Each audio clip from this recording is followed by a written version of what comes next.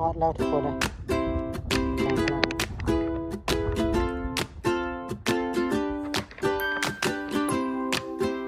ก่อนไม้สอง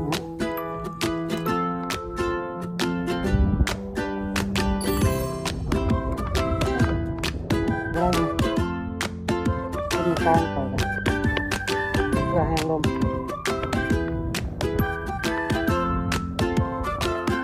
มันแห้งเนาะตัวนี้ฟังเลยลองก่อนนี้แกมป่าเลย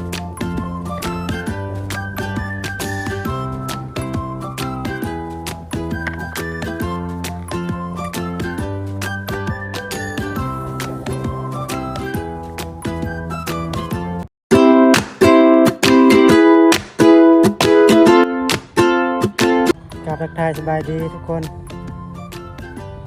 กับทักทายสบายดีและสวัสดีนะผู้ที่เข้ามาเบิ่งมาชมเนาะนี่ว่าสิไปแกงเบ็ดปลาข้อเหยาะปอมไปแกงพวกละบ่อนน้ำอ่างน้ำมันตะนาผมเนาะอ่างน้ำตะนาเป็นเวลาประมาณ4 โมงไปลองบ้าง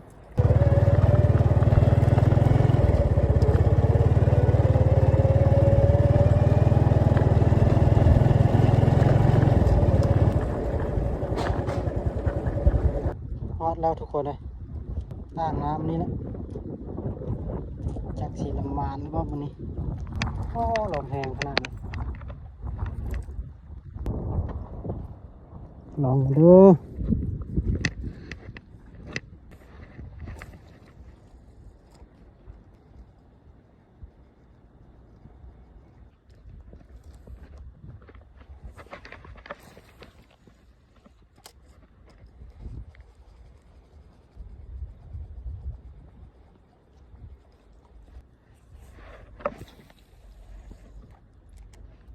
โอ้เข้าป่าคลองเสียเนาะแดดโคตรแห้งเลยนี่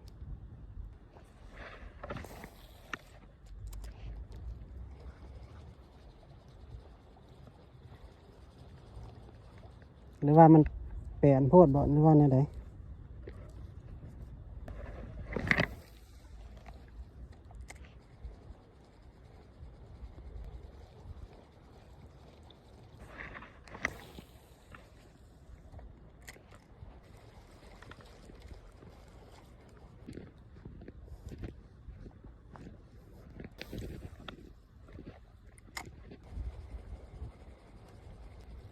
ป่าน่าจะอยู่แคมป์ป่าประจังนะทุกคนเนาะ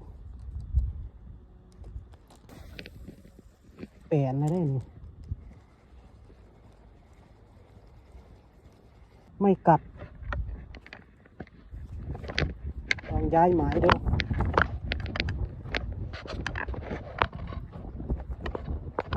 ลมแห้งขนาดเลยทุกคนเลย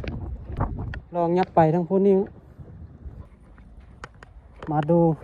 หมายนี้กันนะครับทุกคนเบิ่งหมายนี้ดูสิมานบอกแดดแห้งเลยเว้ย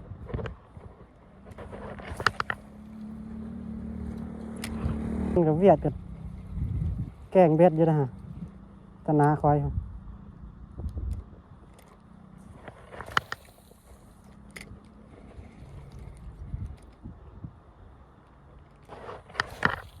ขางามไหมสันเนาะ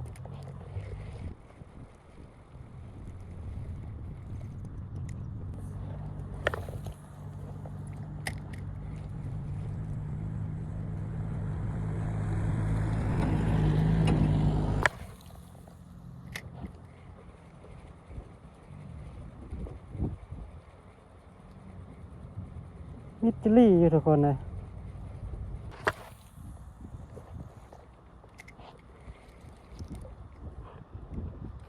บ่คือ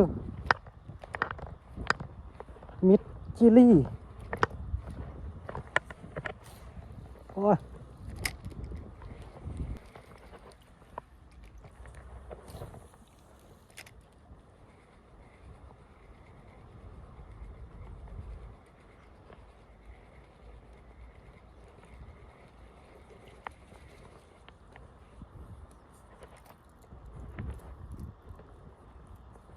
เป็นได้เนาะมิดจิลี่เลยโอ้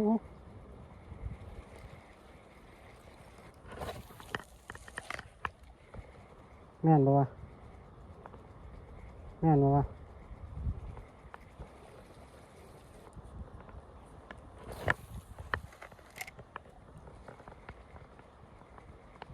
ถึงช้าๆ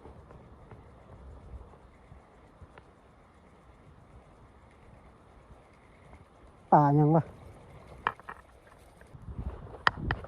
เหยียบคลิปโอ้เดี๋ยวลองฝากคุณแต่ว่าน้ำลมแห้งฝากเนี่ยลมแห้งฝาก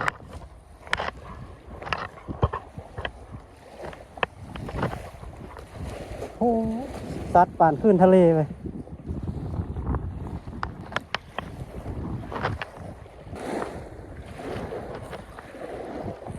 โอ้ตายซ้ายสิมาขึ้นเบ็ดนอนนี่เนาะเบิ่งเอาเบิ่งขึ้นย้ายไม้กัน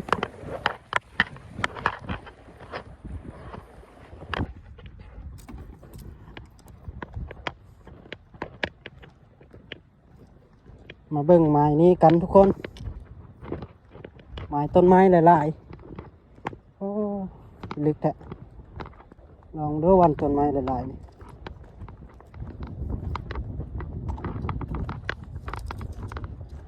ก้อนไม้สักเนาะ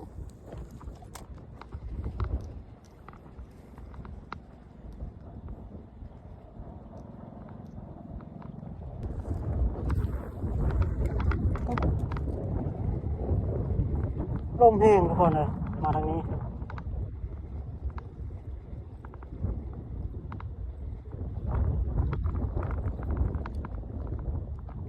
โอ้มันยังไงนะโอ้ปลาโคขึ้นเลยขออนุญาตโค้งต่อไม้เด้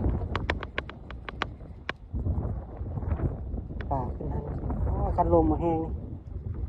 ตีหันตีได้อันนี้มันตีเข้าไปไม่ได้นะขึ้นค้างต่อไม้กระยันก็กาตีเข้าไปกันนี่เพื่อแห้งลม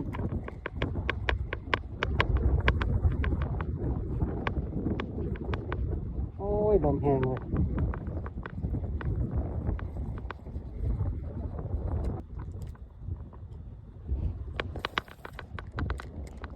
ต่อไม้ก็หลายเลย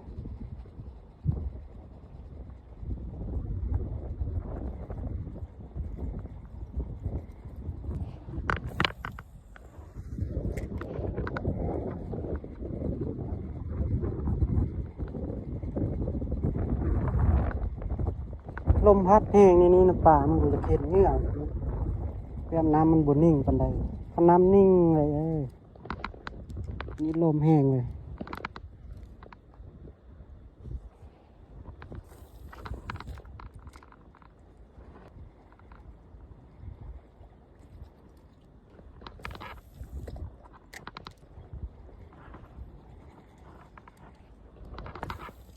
โอ้ยเกือบเลยเกือบง่าไม้เลย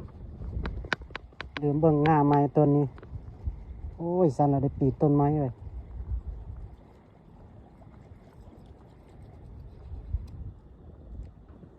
ง่ายก็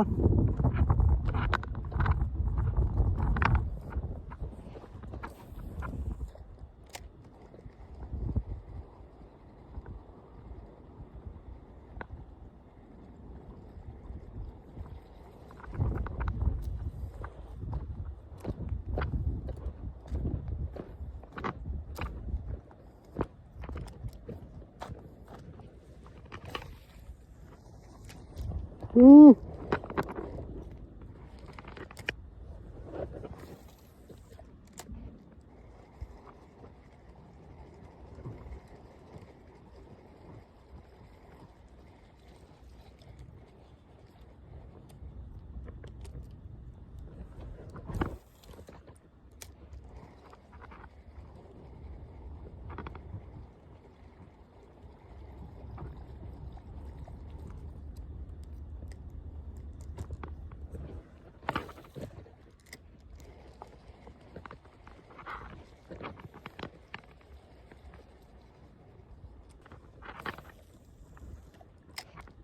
บอกว่าบ่มีจักตัวเลยนี่แถวนี้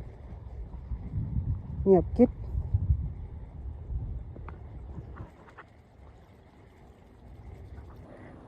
ลมมันแห้งลี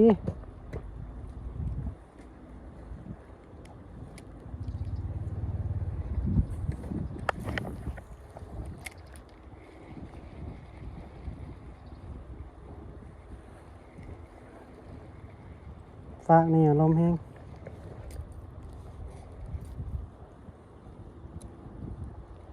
เดี๋ยวไป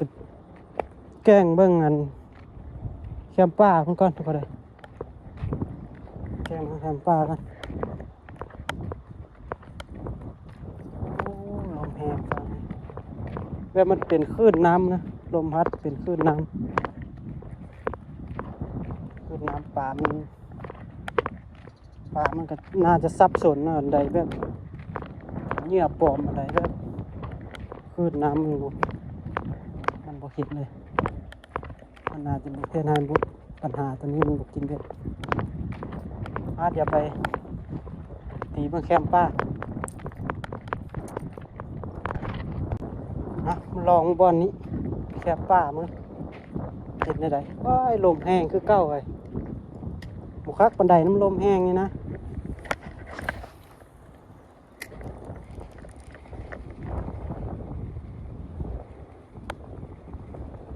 น้ำมันบุนิ่งนะลมพัดอยู่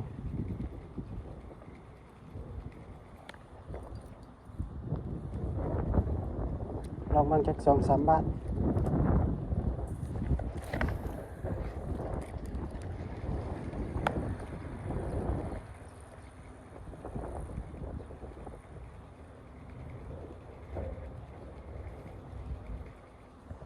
มันต้องแบบน้ำนิ่งๆตีปลาข้อ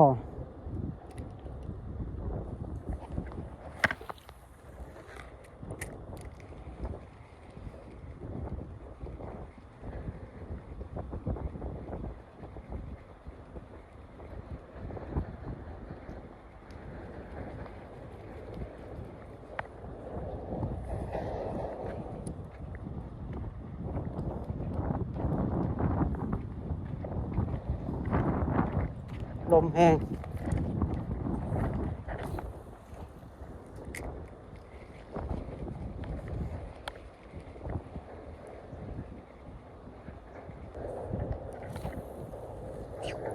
ก็ปล่อยอีกแล้วเข้าหาแต่กุ้งไม้ไว้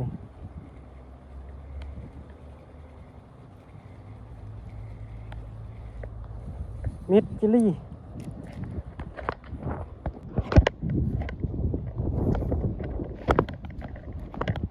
ลองบางไกลๆป่า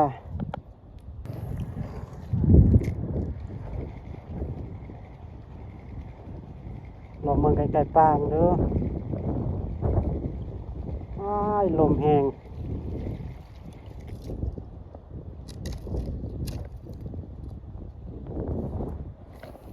ลมแห้งเนาะ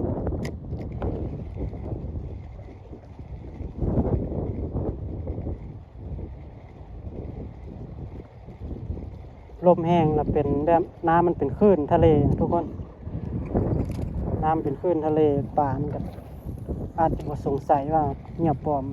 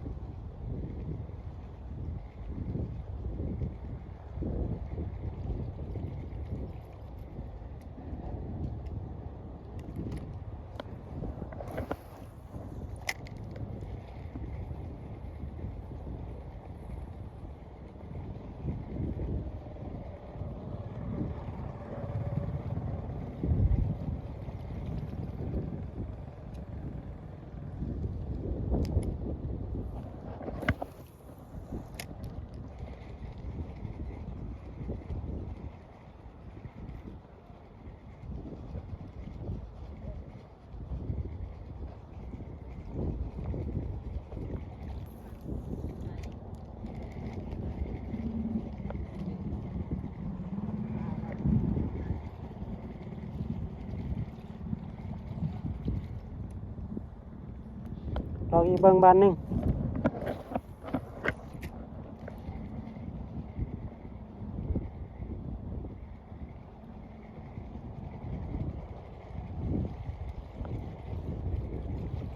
มิดชิลลี่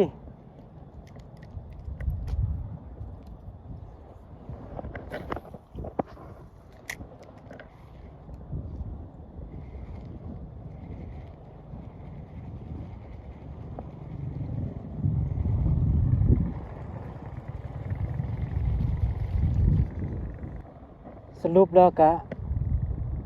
บ่มีจักโตเลยนะมากัดนะมากัดจักโตมิดชิลลี่กับลมมันแห้งได้ทุกคนเลยมื้อนี้น่ะเป็นลมแห้งมื้อนี้น่ะน้ำบ่นิ่งมื้อนี้พุ่นละมื้อหน้ามื้อในพุ่นละมันแบบมันสงัดลมนะจังมาแกล้งสำหรับคลิปนี้ก็ขอขอบใจที่เขารับชมเบิ่งจนจบฝากกดไลค์กดแชร์กดติดตามให้เด้อ